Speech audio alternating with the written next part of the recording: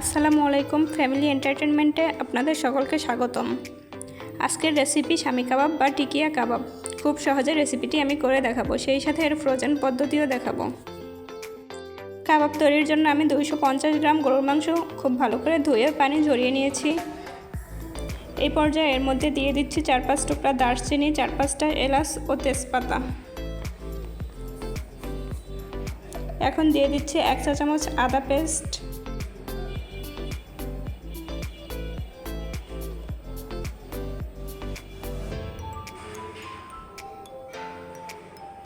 1 চা চামচ রসুন পেস্ট,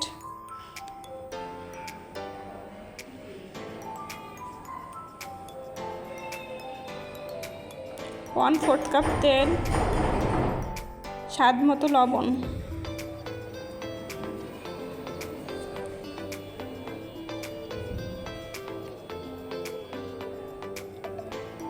এখন সব কিছুকে খুব ভালো করে মিশিয়ে নিয়েছি।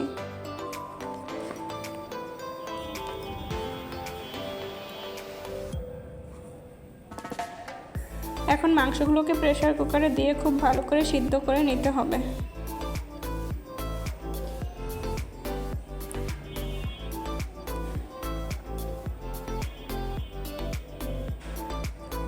মাংসগুলো সিদ্ধ করার জন্য আমি দিয়ে দিচ্ছি পানি।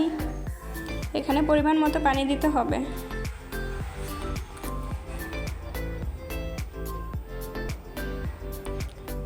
এই পর্যায়ে ঢাকনা দিয়ে আমি মাংসগুলোকে সিদ্ধ করে নেব।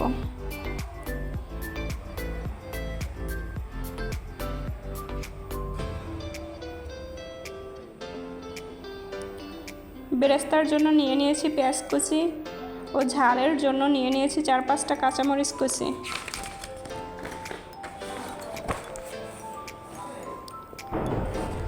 আমি এখন আলুগুলোকে খুব ভালো করে সিদ্ধ করে নেব। এদিকে মাংসটাও সিদ্ধ হয়ে গেছে। এই মাংসগুলোকে প্লেটে নিয়ে নিয়েছি। মাংসের ভেতর থেকে দারচিনি, এলাচ ও তেজপাতার টুকরোগুলো তুলে ফেলবো।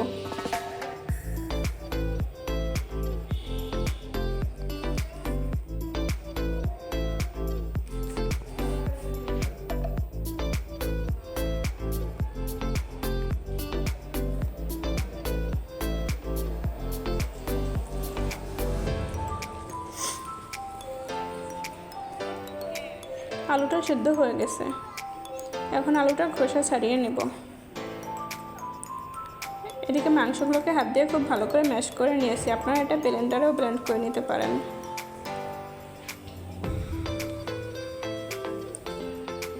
আমার পেঁয়াজ বেরেস্তা করাটাও রেডি হয়ে গেছে। সবগুলো উপকরণ এখন আমি নিয়ে নিলাম।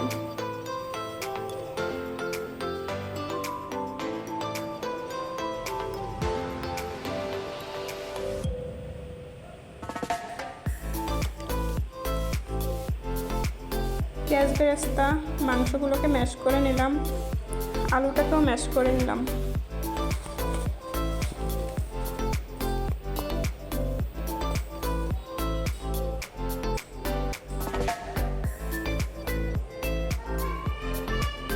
দিয়ে দিচ্ছি 2 চা চামচ জিরা গুঁড়া,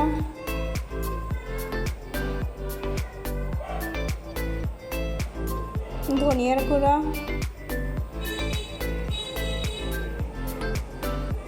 সামান্য লাল মরিচ,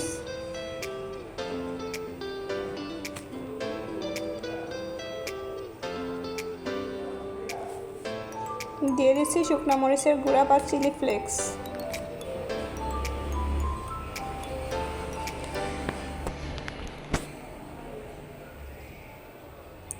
এখানে আপনারা চাইলে কাবাবের মশলাটাও ইউজ করতে পারেন। আমি যেহেতু আমার বাচ্চার জন্য বানাচ্ছি, তাই আমি এখানে কাবাবের মশলা ইউজ করিনি। সব কিছুকে খুব ভালোভাবে মিশিয়ে নিয়েছি।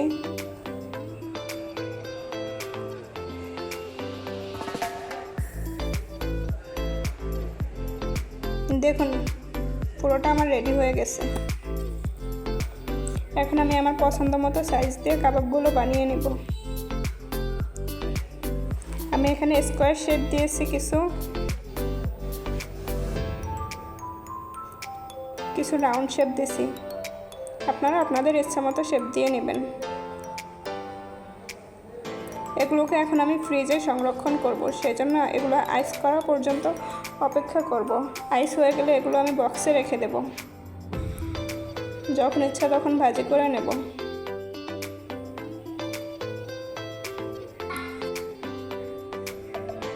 এখন আমি ডিমের সাদা অংশ দিয়ে কাবাবগুলোকে ডুবো তেলে ভাজি করে নিচ্ছি।